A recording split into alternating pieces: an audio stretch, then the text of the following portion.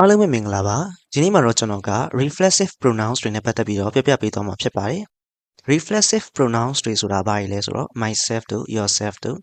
himself herself itself ourselves yourselves and themselves အဲ့ဒီစကားလုံးတွေဖြစ်ပါတယ်အဲ့ဒီ reflexive pronouns တွေကိုဘယ်နေမှာသုံးလဲဆိုတာကိုကျွန်တော်နဲ့အတူတူလေ့လာကြမယ်နော်အရင်ဆုံးပေါ့နော်ဒီ subject နဲ့ object နဲ့ကတူနေတဲ့အခါမျိုးမှာဆိုလို့ရှိရင်ကျွန်တော်တို့ reflexive pronouns ကိုသုံးပါတယ်ဥပမာကြည့်လိုက်မယ်ဆိုလို့ရှိရင် I cut myself when I was making dinner last night မနေ့ညကညစာချက်နေတော့ငါဘာသာကဓာတ်နဲ့ဖြတ်မိသွားတယ်ပေါ့နော်အဲ့တော့ subject နဲ့ object နဲ့တူနေတာတွေ့ရပါတယ်နောက်တစ်ခုတော့ I hope you enjoy yourselves at a party tonight ဒီနေ့ညပါတီမှာပါတီကိုပေါ့နော်မင်းသဘောကျမယ်လို့ငါမျှော်လင့်နေပေါ့နော်ဆိုတော့အဲ့ဒါလေ subject နဲ့ object နဲ့တူတယ်ပေါ့နော်ဟုတ် My phone isn't working properly it turns itself off for no reason ငါရဲ့ဖုန်းကပုံမှန်မဟုတ်ဘူးပေါ့နော်ဘာအကြောင်းပြချက်မှမရှိဘဲနဲ့သူ့ဘာသာသူပိတ်သွားတယ်ပေါ့အဲ့ဒါလေဒီမှာ it နဲ့ itself နဲ့တူတယ်ပေါ့နော် subject နဲ့ object နဲ့တူတယ်ဆိုရင် reflexive pronouns ကိုသုံးပါတယ်နောက်တစ်ခုကတော့ကျွန်တော်တို့ we need to believe in ourselves more ငါတို့ကိုယ့်ဘာသာကိုပို့ပြီးတော့ယုံကြည်ဖို့လိုအပ်တယ်ပေါ့နော်ဆိုတော့ subject နဲ့ object နဲ့တူရင်ကျွန်တော်တို့ reflexive pronoun ကိုသုံးပါတယ်ဒါပထမဆုံးအသုံးဖြစ်ပါတယ်နောက်တစ်ခုကတော့ကျွန်တော်တို့ဒီအလေးအနက်ပြုတ်ချင်တဲ့အခါမျိုးမှာသုံးတယ်ပေါ့နော်ဘလို့ဟာတွေအလေးနဲ့ပြုတ်မှာလဲပေါ့နော်ဆိုတော့ပုံမှန်မဟုတ်ဘူးဒါမှမဟုတ်တမှုထူးခြားနေရပေါ့နော်ကွဲပြားနေရဆိုလို့ရှိရင်reflexive pronouns ကိုသုံးပါတယ်ဥပမာ He wants to pass his driving test so that he can drive himself to work သူကဒီမြေမောင်းလိုင်စင်စာမေးပွဲအောင်ချင်တာဘာဖြစ်လို့လဲသူ့ရဲ့အလုပ်ကိုကိုယ့်ဘာသာကိုကားမောင်းပြီးတော့တွားချင်လို့ပေါ့နော်အဲ့တော့ကျွန်တော်တို့ဒီမောင်းလိုင်စင်ဖြေထဲမှာမောင်းလိုင်စင်ဖြေတဲ့ဆိုတဲ့နေရာမှာအလုပ်ကိုတွားတာပဲမဟုတ်ပဲနဲ့ကြိုက်တဲ့နေရာမောင်းလို့ရတယ်လीနော်ဒါပေမဲ့ तू ကဒီမှာ तू ဒီဟာအောင်ချင်တာကအလုပ်ကိုတွားဖို့အတွက်ပဲအောင်ချင်တာဆိုတော့ဒါပုံမှန်မဟုတ်ဘူးပေါ့ကွဲပြားနေရပေါ့နော်အဲ့လိုမျိုးအဓိပ္ပာယ်မျိုးဆိုလိုချင်တာဖြစ်ပါတယ်နောက်တစ်ခုတော့ she broke her arm so she couldn't wash herself very easily သူလက်ကျိုးသွားတယ်ပေါ့နော်အဲ့တော့သူကသူ့ဘာသာသူရေလွယ်လွယ်ကူကူနဲ့ရေမလောင်းနိုင်တော့ရေမစေးနိုင်တော့ရေမချိုးနိုင်တော့ဘူးပေါ့နော်အဲ့လိုမျိုးဆိုတော့ရေမချိုးနိုင်ရတဲ့အကြောင်းကြီးကလည်းဒါလက်ကျိုးသွားလို့ဆိုတာပုံမှန်မဟုတ်တဲ့ကိစ္စဆိုပြီးတော့ပြောချင်တာပေါ့နော်အဲ့ဒါကြောင့်မလို့လေဒါ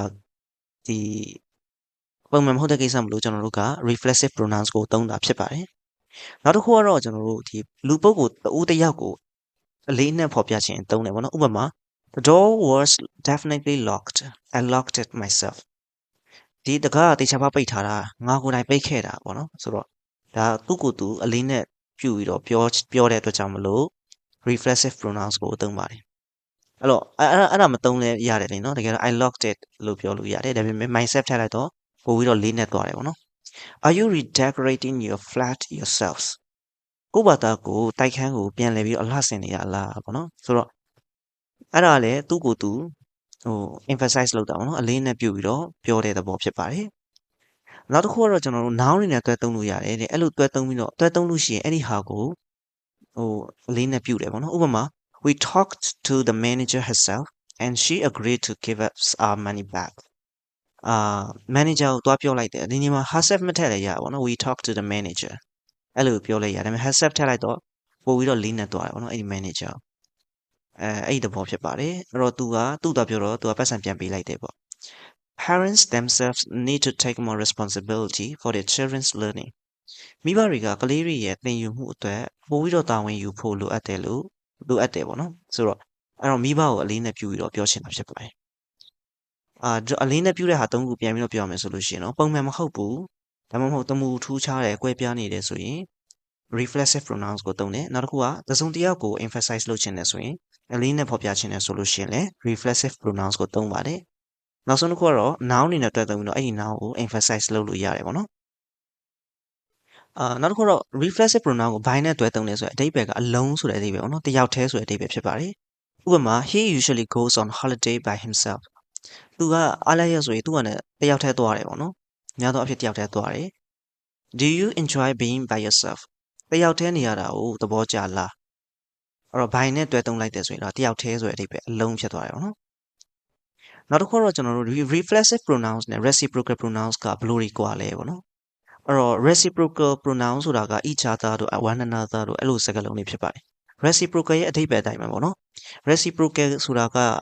အပြန်အလှန်ဆိုတဲ့အဓိပ္ပာယ်ရတယ်ပေါ့နော်အဲ့တော့အဲ့ဒီ pronoun တွေအပြန်အလှန်ဆိုတဲ့အဓိပ္ပာယ်ကိုသက်ရောက်မှုရှိပါတယ်ဥပမာကြည့်လိုက်မယ်ဆိုလို့ရှိရင် they're buying themselves a new television နော်သူတို့အတွက်ဒီ TV အသစ်တစ်ခုဝယ်တယ်ပေါ့နော် TV အသစ်တစ်လုံးဝယ်တယ်ပေါ့နော်အဲ့တော့